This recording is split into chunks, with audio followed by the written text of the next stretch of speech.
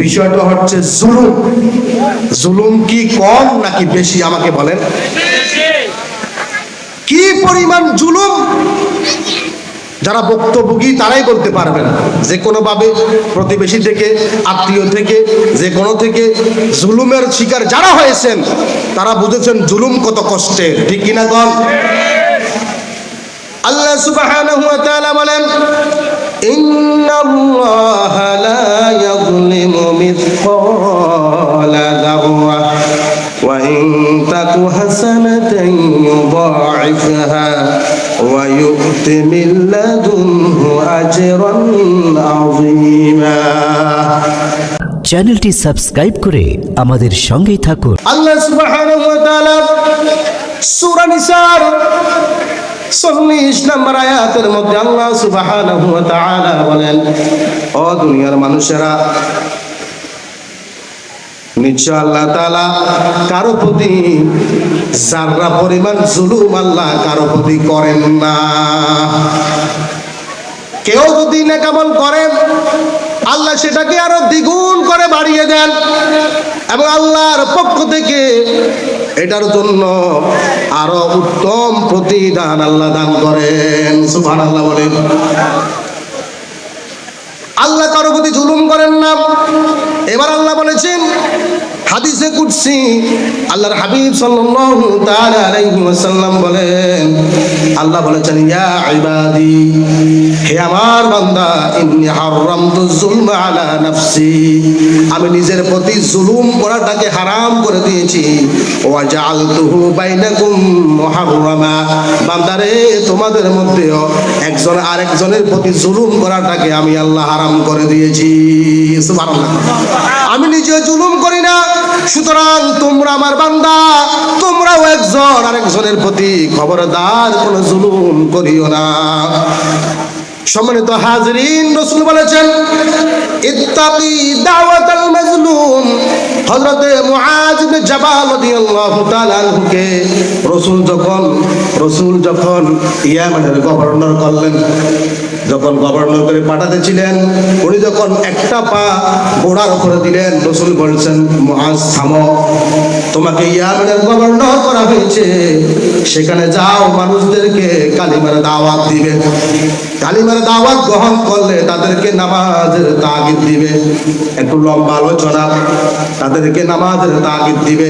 ঈমান আনার পরে সর্বপ্রথম একজন মুসলমানের কাজ হচ্ছে সে নামাজ পড়বে। কিন্তু সম্মানিত হাজরিন, আজ আমাদের মধ্যে আল্লাহর ইবাদতের সবচাইতে উত্তম ইবাদত, আল্লাহকে পাওয়ার রসুল ইবাদত, সর্বশ্রেষ্ঠ ইবাদত হচ্ছে নামাজ। এটা আমরা ভুলে গেছি। একজন মুসলমান আর একজন পাদ্রী একসাথে রওনা করেছেন। প্রতিমধ্যে খ্রিস্টান পাদ্রীতে বললেন, ও মুসলমান ভাই, তোমাদের মসজিদে ফজর নামাজে কয়জন মুসল্লি হয়? বলছে, আমাদের মসজিদে ফজরের নামাজে 20 জন, 30 জন, 5 জন, 10 জন এইরকম একটা মুসল্লি হয়। বলছে, জুমার নামাজে কত মুসল্লি হয়? বলছে, জুমার নামাজে 5000 হয়, 4000 হয়, 3000 হয়। বলে, শুনে রাখো, যেই দিন জুমার মুসল্লিগুলো ফজরের নামাজে হবে না, ততদিন এই জমিনে মুসলমানদের বিজয় আসবে না। আল্লাহু আকবার। যতদিন ওই জুমার 4000 মুসল্লি ফজরের নামাজে আসবে না, ততদিন এই জমিনে মুসলমানদের বিজয় আসতে পারে না, ঠিক কি না? আজকে জুমার নামাজে মুসল্লি ভরপুর, ফজর নামাজে মসজিদ শূন্য। জুমার মুসল্লি ফজরে হইতে হবে, তারপর দোয়া করলে আল্লাহ বিজয় দান করবে, ঠিক কি না? কোন আজকে আমরা নামাজ ভুলে গেছি।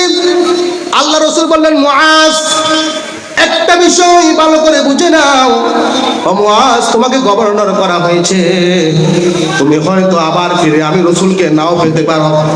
হযরত মুআজ কেঁদে দিয়েছেন, ইয়া রাসূলুল্লাহ, আমার থেকে আপনি দায়িত্ব নিয়ে যান, যে দায়িত্বের কারণে আবার ঘুরে এসে আপনাকে পাবো না, ওই দায়িত্বটা আমার দরকার নাই, আমার থেকে দায়িত্ব ছিনিয়ে নেন। রাসূল বলেছেন, মুআজ রে, আমার আল্লাহর দ্বীনের জন্য আমি রাসূল রাসূলের বিচ্ছেদটাকে সাময়িকভাবে বরদাস্ত করে নাও। আর শুনে নাও, ইত্তাকি দাওয়াতাল মাজলুম, মাজলুমের বদদুয়া থেকে নিজেকে বাঁচিয়ে রাখবে। কারণ ফাইন্নাহা লাইসা বাইনাহা ওয়া বাইনাল্লাহি হিজাব, কারণ এদের মধ্যে আর আমার আল্লাহর মধ্যে কোনো পর্দা নাই। জমিনে দোয়া করে, আল্লাহর সাথে সাথে দোয়াটা কবুল করে নেয়। সম্মানিত হাজিরিন, জীবনে কোনো মানুষের প্রতি জুলুম করবেন না।